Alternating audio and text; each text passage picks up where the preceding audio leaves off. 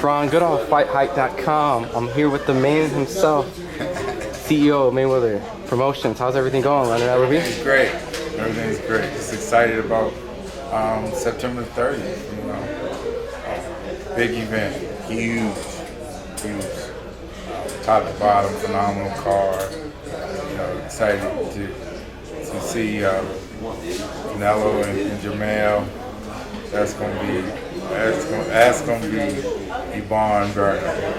You know, you've been part of a lot of big fights. Where would you rank this Canelo Charlo? Because I know it's a fight all the fans wanted. Is it up there in the many fights that you promoted? Anytime that you have a Mexican fighter versus a black fighter, you know, you bring those two fan bases together, it's a big event.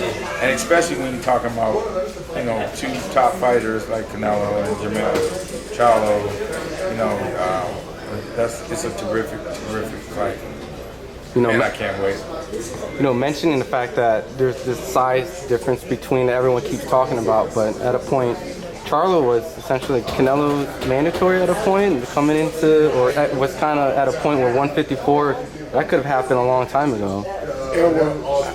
In this particular case, Jermell's frame, you can kind of put on the additional weight and it won't look, you know, because you know, his walk around weight is obviously not too far off, per se. So fighting at 68, it's being acclimated to it, and it's an adjustment, but I think it's an adjustment that will suit him very, very well. Because again, I think that he's really motivated for this opportunity to be fighting, you know, a guy like Canelo, you know, with his stature and everything that comes along with that. Again, this is going to be a phenomenal fight. You know, just my last question on this, and I have a plethora of just a few questions after, is just where does this take Canelo's career and what does it take Charlo's career based on the winner? What does it do for them? Well, I think that having that name on the resume, or like I said, for a guy like Canelo, having Jermell Charlo's name on your resume, that's huge.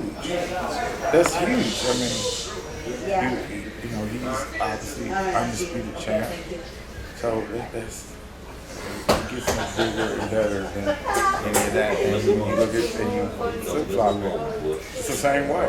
These guys, both these guys have a tremendous opportunity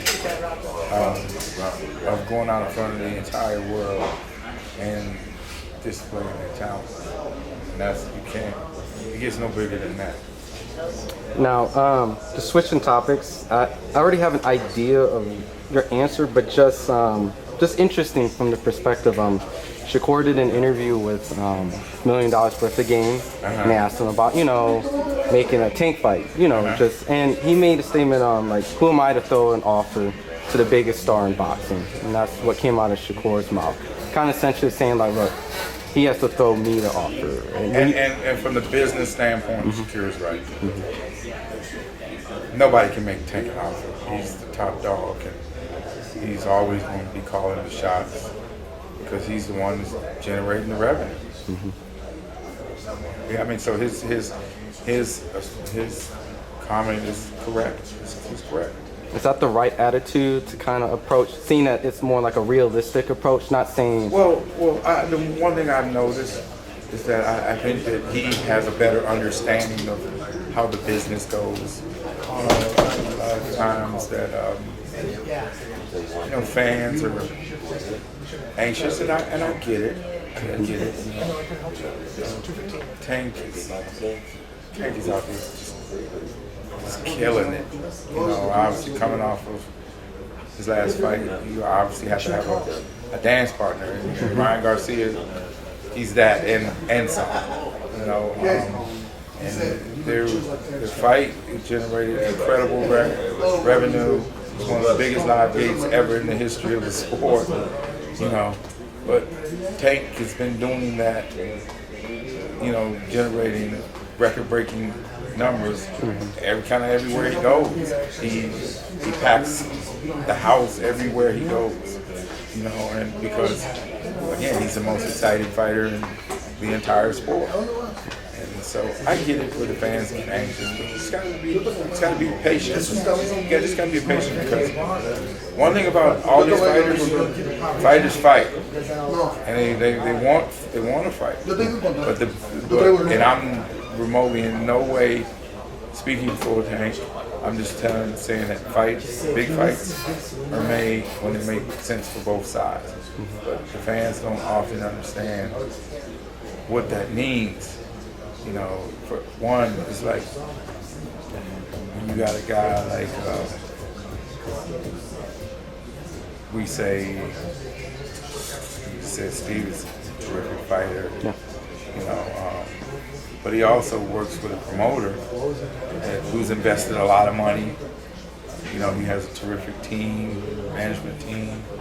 You know, so when it comes to making big fights, you know, they kind of know.